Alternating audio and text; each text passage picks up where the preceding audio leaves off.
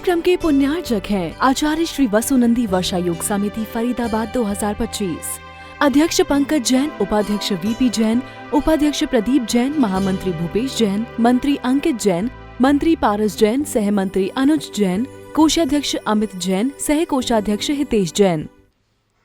जब व्यक्ति या कोई जीव इस संसार में जन्म लेता है और इस संसार में रच पच कर के वो कुछ समय व्यतीत कर लेता है और जीवन के एक पड़ाव पर आकर के वो जब इस संसार को बहुत बहुत गहराई से देख लेता है, तब जाकर के उसके मन में विचार आता है। ये भी याद रखना कि संसार शुरू में समझ में नहीं आता। शुरुआत कहाँ से होती है?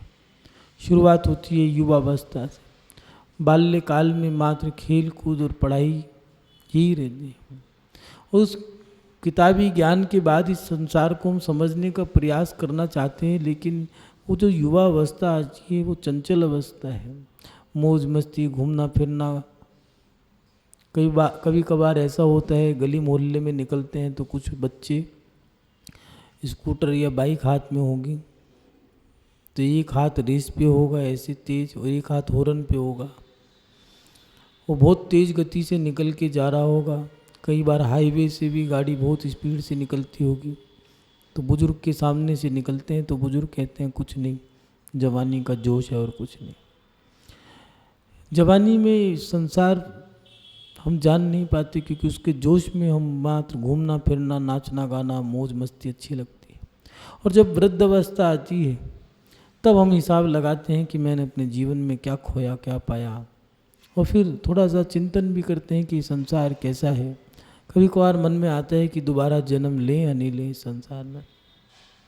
और फिर जब ये सब चीज़ें हमारे मन में आती हैं तो हम देखते हैं कि संसार में भांति भांति के जीव हैं। सब जीवों की अलग अलग दशा है।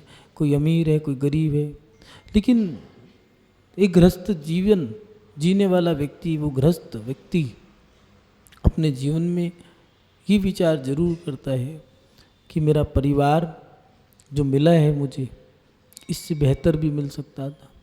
कई परिवार ऐसे हैं जो सोचते हैं कि हमारा परिवार अच्छा नहीं है, उनका परिवार अच्छा।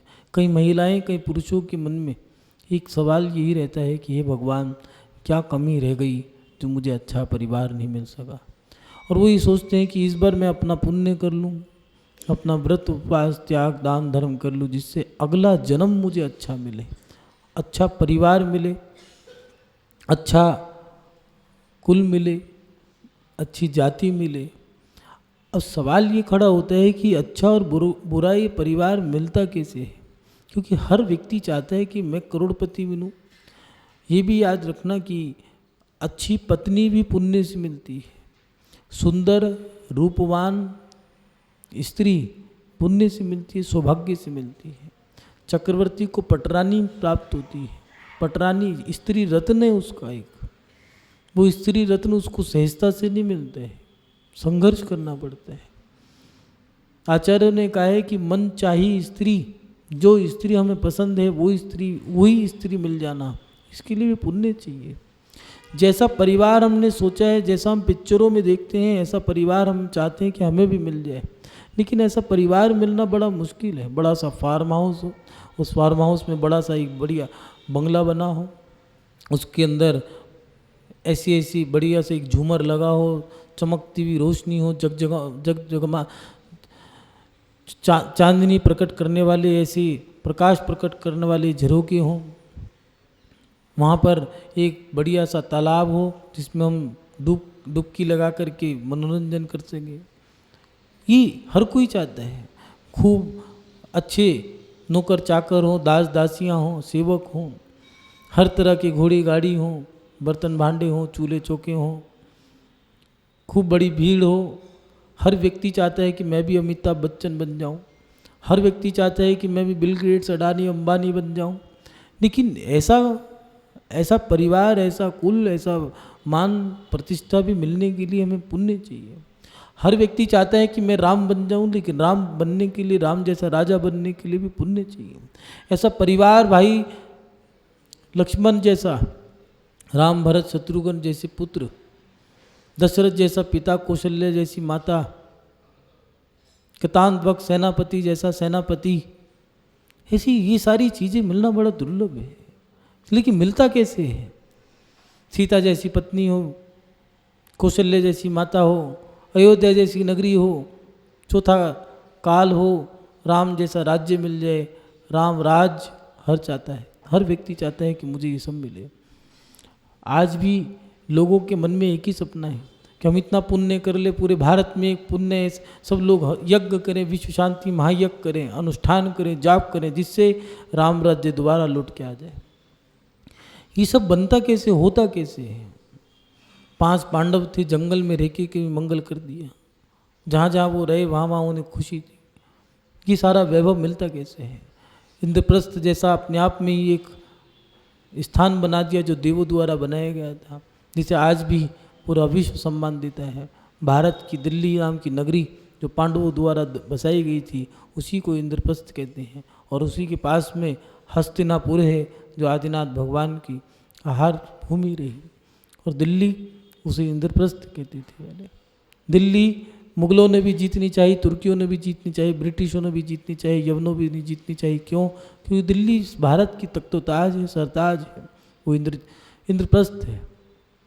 हर व्यक्ति चाहता है कि हम भी ऐसा इंद्रप्रस्थ ले लें, हमें भी हस्तिनापुर जैसी नगरी मिले, अयोध्या जैसा भवन मिले, ये सब बढ़िया से बढ़िया परिवार मिले। लेकिन मिलता कैसे है?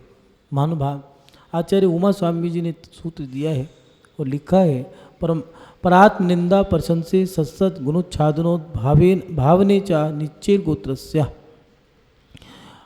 पर दूसरे व्यक्ति की जो पर है, ऐसे दूसरे व्यक्ति की निंदा और अपनी प्रशंसा करना, ये कुछ चीज़ें हैं, इनसे हमारा नीच गोत्र बनता है।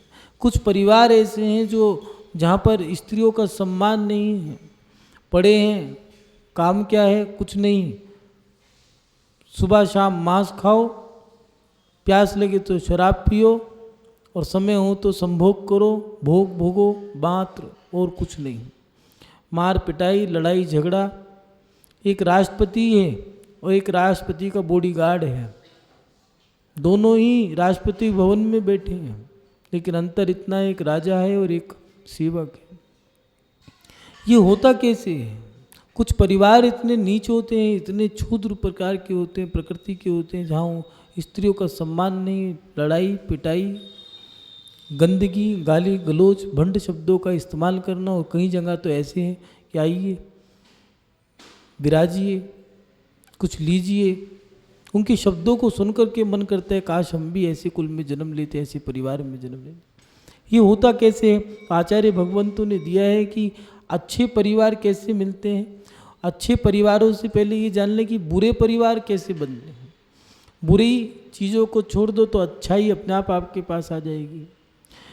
पर की निंदा करना, दूसरों की निंदा करने से हमारा नीच गोत्र कर्म का बंद होता है।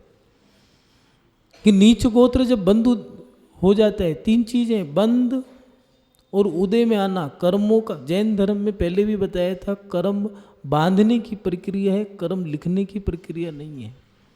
कर्म बनता है। तुमने किसी की निंदा करी है, उसके मुंह पे करी है तब भी, और पीठ पीछे करी है तब भी, आपका नीच गोत्र कर्म का बंध बन गया है।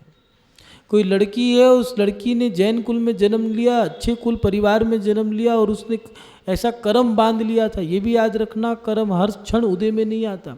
आपका उच्च गोत्र कर्म का उदय था और आपने नीच गोत्र बांध लिया है, और दोनों कर्म एक साथ नहीं आ सकते। कैसे आएगा? अब उच्च गोत्र तो उदय में आ गया, नीच गोत्र सत्ता में पड़ा है। उदय में जरूर आएगा। और उदय में कैसे आएगा? उस लड़की ने उच्च कुल में जन्म ले लिया है, जैन कुल मिला है, जैन धर्म मिला है, अच्छी जाति है, माता पिता दादा दादी के संस्कार हैं, घर परिवार सब ऐशो आराम है, गाड़ी घोड़े नौकर चाकर सब कुछ है, बंगला है, सब कुछ है। पढ़ाई करने के लिए विदेश गई थी, पढ़ते पढ़ते उसको किसी लड़के से प्यार हो गया, आकर के माँ से कहा मुझे उससे शादी करनी है। पता चला वो पिताजी की ड्राइवर का बेटा था, और शादी करने वो लड़की नहीं मानी, शादी मैं उससे करूँगी, माँ बाप ने मना कर दिया, भाग गई। अब कहने कौन सा कर्म उदय में आया? भैया उच्च गोत्र का उदय में आया था, उसको ये सब मिला, लेकिन जैसे ही कर्म नीच गोत्र बांध रखा था, उदय में आने की व्यवस्था उसकी पहले से बनती जा रही थी, और जैसे उदय में आया वो लड़की भाग गई। दुख मत मनाओ, कर्म उसका था, जैसा किया वैसा फल मिला। बंधा कैसे? पर की निंदा करके, अपनी प्रशंसा। कुछ लोग अपने मुंह मियाँ मिट्ठू होते हैं। मेरी बेटी तो हाथ भी नहीं लगाती किसी काम के, जमीन पे पैर ही नहीं रखती। क्यों भैया, आकाश में लटकी रहती है क्या? हमारे बच्चे तो ऐसे हैं, बस पूछो मत ना। उन्हें तो ये पसंद नहीं, वो पसंद नहीं। तो भैया कुछ तो होगा, इंसान के बच्चे कुछ तो खाते होंगे, ऐसे थोड़ी ना हवा खा के पल रहे हो। अपनी प्रशंसा करना, दूसरे की निंदा करना, ये नीच गोत्र के, बुरे परिवार के, बुरे गोत्र के, बुरे वैभव के। वैभव भी दो प्रकार का होता है, एक रावण का था, एक राम का था। राम का वैभव धर्म से युक्त था, वो पैसे का इस्तेमाल, धन का इस्तेमाल भी भगवान के मंदिर जिन भी बनाने का करता था।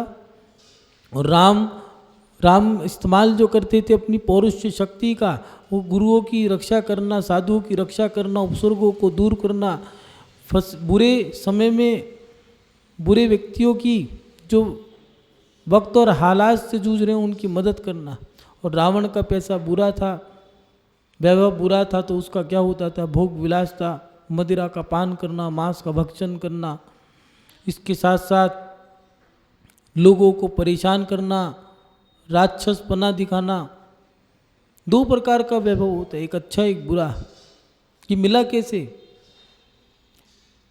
गणित में एक सवाल आता है, प्लस प्लस बराबर में प्लस, माइनस माइनस बराबर में प्लस, लेकिन प्लस दोनों में अंतर है। एक प्लस है वो अच्छा है, और एक प्लस जो है वो नीच का प्लस है, माइनस का प्लस है। वो जो ऊंचा व्यक्ति है वो ऊंचा ही रहेगा, और जो नीच व्यक्ति है उसके पास पैसा आ गया, जमीन बेच करके उसने पैसा तो कमा लिया है, लेकिन वो उसका दुरुपयोग ही करेगा। उस पैसे से मदिरा का सेवन करेगा, वेश्यावृत्ति करेगा, जुआ खेलेगा, मांस का सेवन करेगा।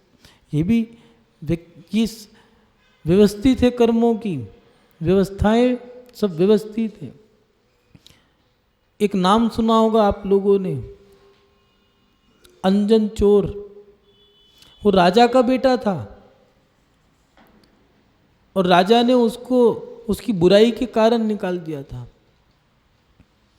और उसने किया क्या था? वो चोरी करने लग गया था, व्यसनी बन गया था। राजा को पता लगा कि मेरा पुत्र ऐसा है, तो उसने निकाल दिया। वो वेश्या भी जब वहाँ से निकल गया तो अपनी मंडली बनाई। वो मंडली बना करके उसने एक विद्या सिद्ध कर ली थी। एक अंजन नाम का गुटका सिद्ध कर लिया था, आँख में अंजन लगाता था, अदृश्य हो जाया करता था। अंजन विद्या सिद्ध कर ली थी उसने, तो उससे उसका नाम पड़ गया था। अंजन लगा के चोरी करता था, उसका नाम पड़ गया अंजन, और चोर अंजन चोर। वो राजा का पुत्र था, बड़ी बड़ी चोरियां करता था, निडर था, डरपोक नहीं था, वेश्या में आसक्त हो गया था। एक दिन राजा के महल में चोरी कर बैठा, राजा के भोजन को खा जाता था अदृश्य होकर के। रानी के हार को चुरा लिया, भागने लगा तो अंधकार में वो रत्नों का प्रकाश चमक गया और पकड़ा। सैनिक उसके पीछे भागने लगे तो उसे कुछ नहीं दिखा, बस एक ही चीज़ दिखी कि एक बटू सीका काट रहा है। क्या कर रहा है? उसने कहा कि सेठ जी ने मुझे इस मंत्र दिया है कि इससे विद्या सिद्ध हो जाएगी। ठीक है, सेठ जी की बात कभी झूठ नहीं बोलते। एक काम करता हूँ, मैं ये मंत्र सिद्ध कर लेता हूँ, इनसे बच जाऊँगा, मरना तो है ही। अगर सेठ की बात सच निकली तो कुछ ना कुछ प्राप्त हो जाएगा, बात सच निकली विद्या प्राप्त हो गई।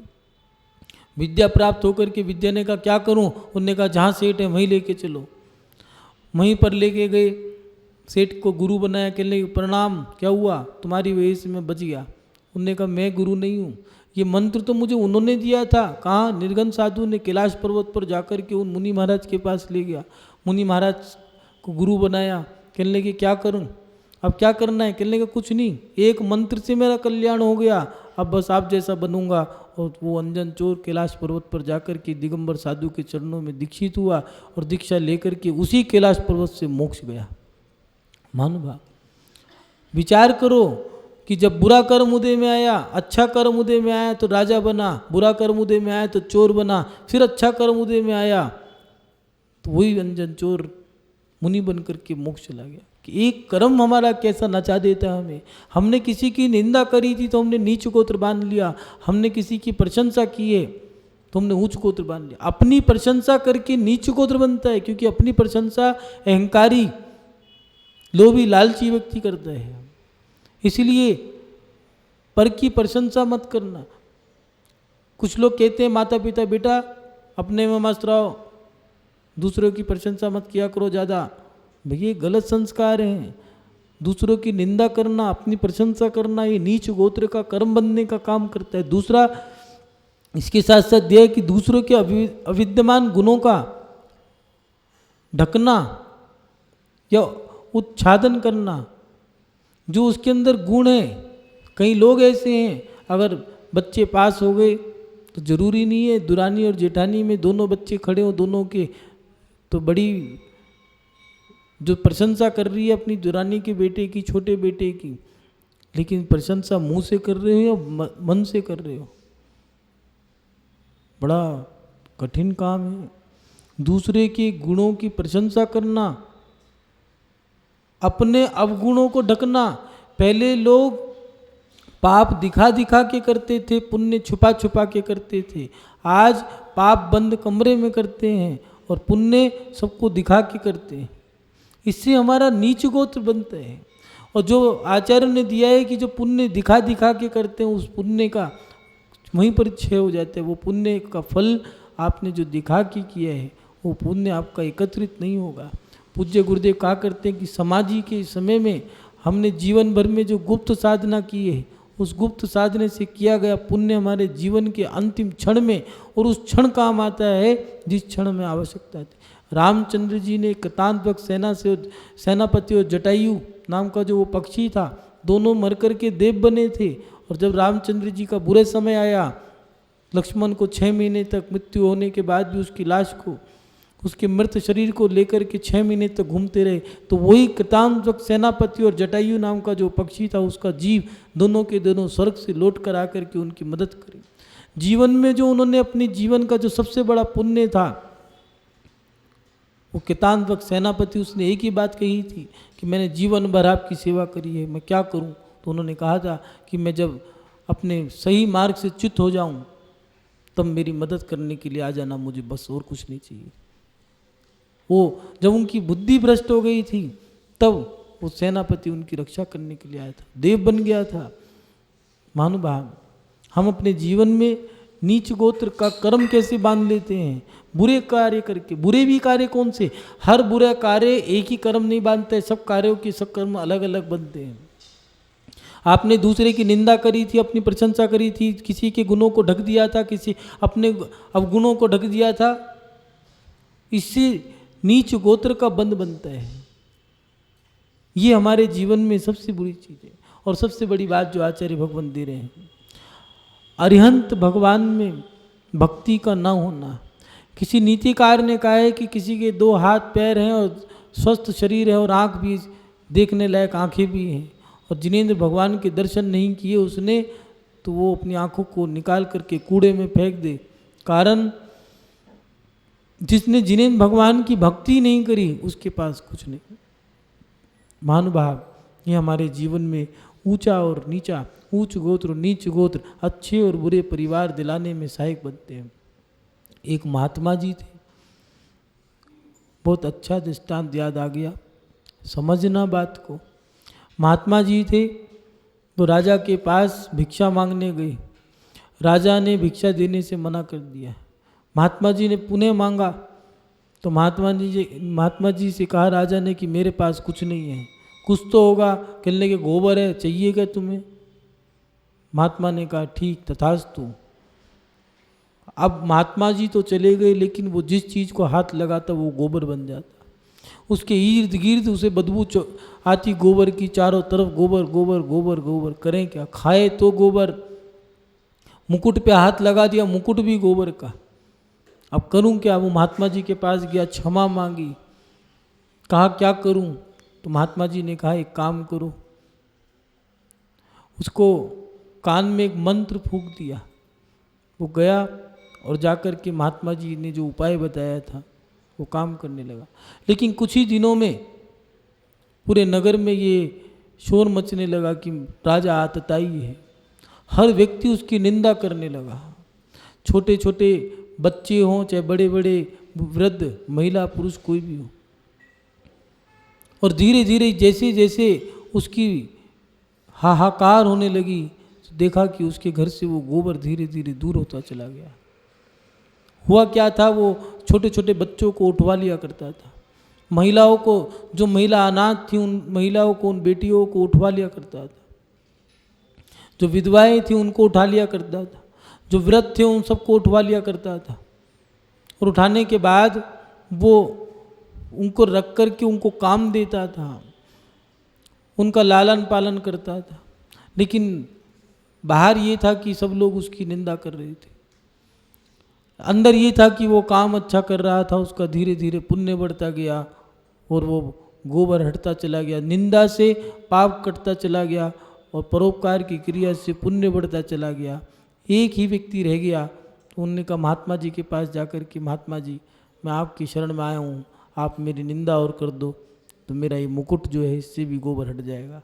महात्मा ने कहा मुझे इससे क्या मतलब, मैं तो अपने में जीता हूँ और किसी की निंदा और किसी की प्रशंसा से मुझे कोई लाभ नहीं, मैं इसमें नहीं जीता। उन्होंने कहा, राजा ने कहा कि ये मुकुट से गोबर कैसे हटेगा। उन्होंने कहा तेरा दंड है, ये तूने जितना किया उसका फल तुझे मिल गया, हर तरफ से गोबर हट गया, लेकिन जो मुकुट पे रह गया ये तेरा कर्म है, वो तो बंधा ही रहेगा। महानुभाव, हम अपने जीवन में कैसे कर्म बांध लेते हैं।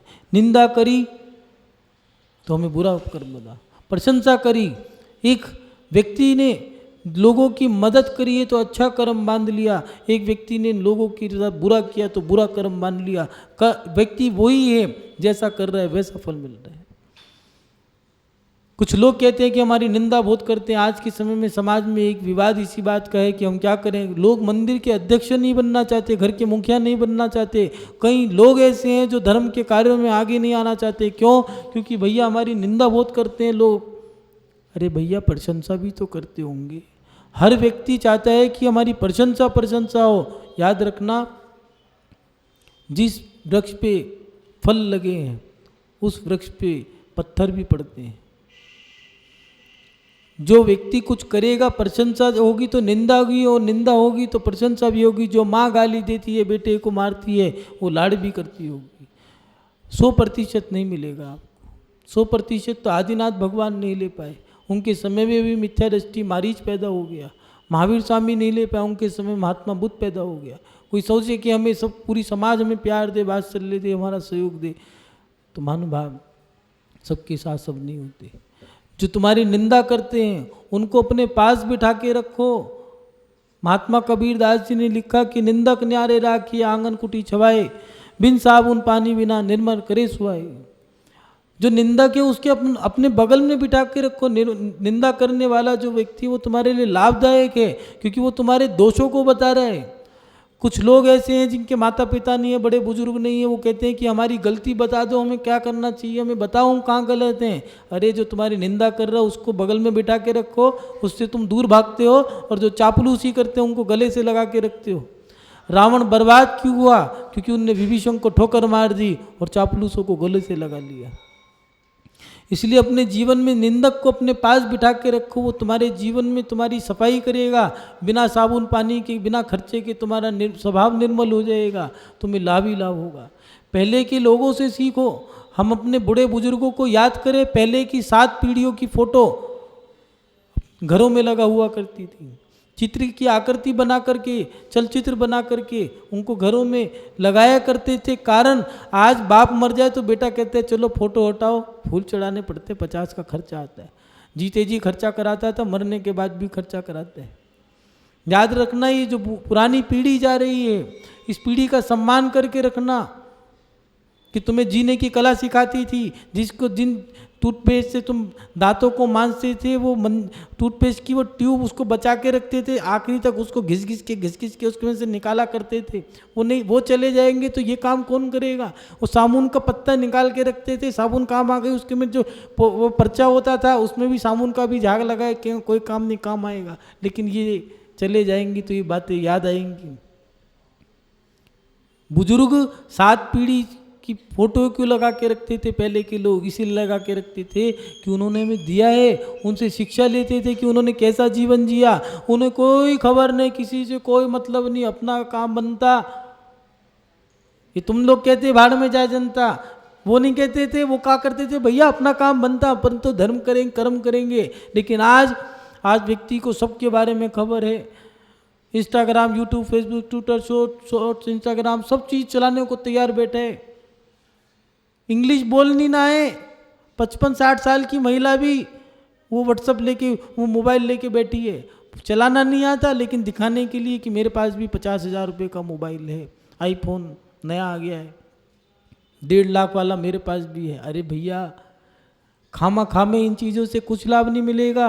वो चैनल चलाओ, वो चैनल चलाओ, केजरीवाल का क्या हुआ, मोदी क्या कर रहा है, बीजेपी गई, कौन बिहार में जीता, कौन हारा, सबकी खबर लेके क्या मिला? ना 3 में, ना 13 में, ना कुछ कर पाओगे, ना कुछ कर पाए। पहले के व्यक्ति किसी चीज़ से कोई मतलब नहीं, खबरदार रहते थे। आज के व्यक्ति खबरी बन करके जी रहे हैं। वो अपने बारे में सचेत रहते थे, जागृत रहते थे। लाभ क्या होता था?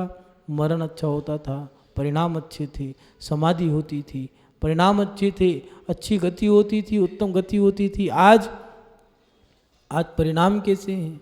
रिजल्ट क्या है? हमारे अंदर के विचार कैसे चल रहे हैं? उसकी निंदा, उसको उससे भिड़ा दिया, उससे भिड़ा दिया। मंदिरों के अंदर पूजाएं कम, चर्चाएं ज़्यादा होती हैं। विधानों में क्या होता है? लड़ाई ज़्यादा, विधान कम होते हैं। भीड़ मंदिरों के अंदर कम मिलेगी। अभी किसी को मारने की शुरू हो जाए तो 500 आदमी एक साथ लड़ने को तैयार हो जाएंगे। पहले के 4 आदमी पूरी समाज को पाल लिया करते थे, आज 4,000 लोग मिलकर के भी एक व्यक्ति को नहीं पाल सकते। कारण हमारी भावनाएं कैसी हो गई? मारना, पीटना, लोभ, लालच, इसकी निंदा, उसकी निंदा, इन सब चीज़ों से नीच गोत्र का कम बनता है। रिजल्ट हमारे सामने है। पहले बूढ़े बुजुर्ग जो हुआ करते थे, वृद्ध लोगों की समाधियाँ हुआ करती थी, आज लोग वेंटिलेटर पे पड़े रहते हैं, कोमा में पड़ा है, किसी को कोई बीमारी लगी है। इस कार्यक्रम के पुण्यार्चक थे आचार्य श्री वसुनंदी वर्षा योग समिति फरीदाबाद 2025, अध्यक्ष पंकज जैन, उपाध्यक्ष वीपी जैन, उपाध्यक्ष प्रदीप जैन, महामंत्री भूपेश जैन, मंत्री अंकित जैन, मंत्री पारस जैन, सह मंत्री अनुज जैन, कोषाध्यक्ष अमित जैन, सह कोषाध्यक्ष हितेश जैन।